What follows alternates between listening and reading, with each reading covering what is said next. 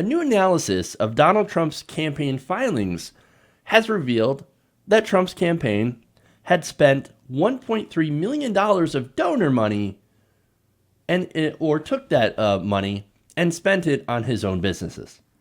Now, this is documentation that was filed by the president's re-election campaign and reviewed by Forbes. And it revealed that the Trump campaign spent $1.3 million at Trump businesses for rent, food, lodging, and other expenses since he took office in 2016.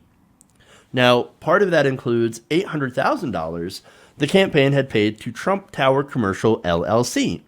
Now, that's the holding company through which the president reportedly holds interest in the Trump Tower located on Fifth Avenue, and $54,000 to Trump Plaza LLC, which controls property that includes 2 apartment buildings in New York City, according to the analysis. Each of those payments has been listed as rent in the documentation filed by the president's campaign, according to Forbes.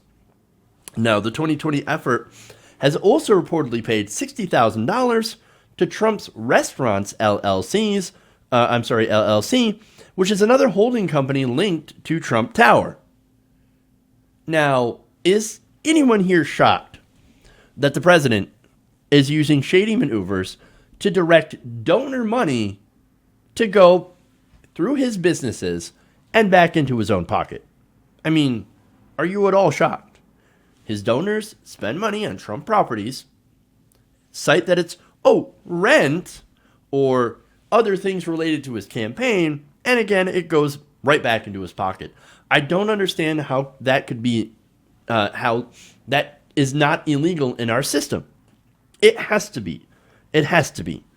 But of course, since it is being used, it's our campaign, and we're taking donor money, and what we're using it for is to help the campaign. And it just so happens that we ended up spending it at Trump properties. That directly benefits the President of the United States.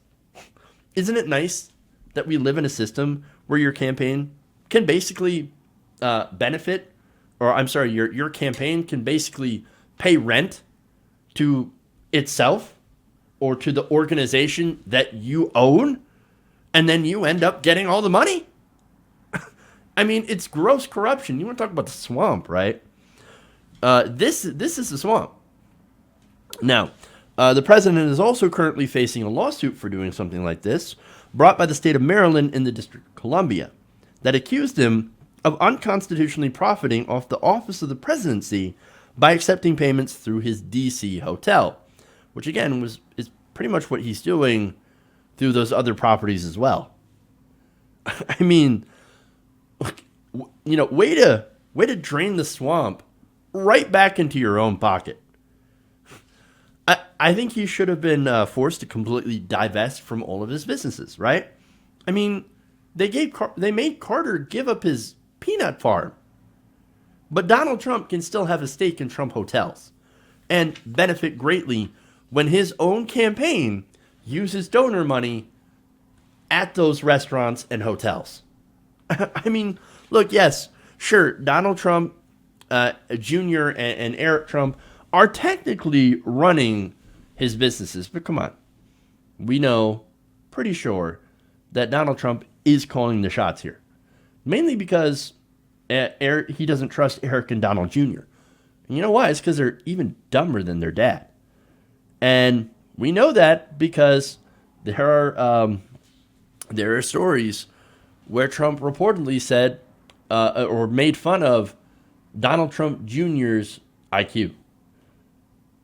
So when Senior Trump thinks Junior Trump is not very bright, you're going to run into some problems. But of course, the issue here, the more important issue than how stupid one of the Trump sons is, or both, is the corruption. Look, his entire point here is to make money for himself. And the entire presidency is basically a scam to get richer. I mean, that's what Donald Trump does. He runs scams. He is a scam artist that somehow got elected to the presidency, likely because he ran one of the biggest scams in the country. I mean, just look at the long history. Look at the Trump Foundation. That was found to be a scam that, unsurprisingly, sent money to himself. Not only that, but you had him running a fake scam university.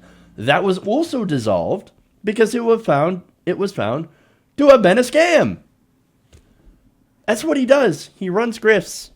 He runs scams and he makes money off them. He's not a legitimate billionaire. In fact, one of the recent scams, I'm sorry, not recent, but recent scams that I reported that actually went back a lot of years, back to like 1998, probably sooner, or I'm sorry, earlier, is that he lied and to borrow money from Deutsche Bank. So over the course of a couple decades, he borrowed about $2 billion from Deutsche Bank, lost all that money, went broke, defaulted on loans, sued Deutsche Bank, settled with them, to which the bank kept loaning him even more money. And during the process of actually applying for those loans, he ended up overvaluing his properties by about 70% and also overstating his net worth. He claimed to be worth, what was it? $3 billion. Where he was actually worth about $788 million, according to the assessors at Deutsche Bank. He's not a billionaire. A billionaire doesn't need to scam people. A billionaire doesn't need to run these kinds of ridiculous scams where he ends up, ironically, making the swamp bigger. So this is the corruption, and this is indicative of who he is.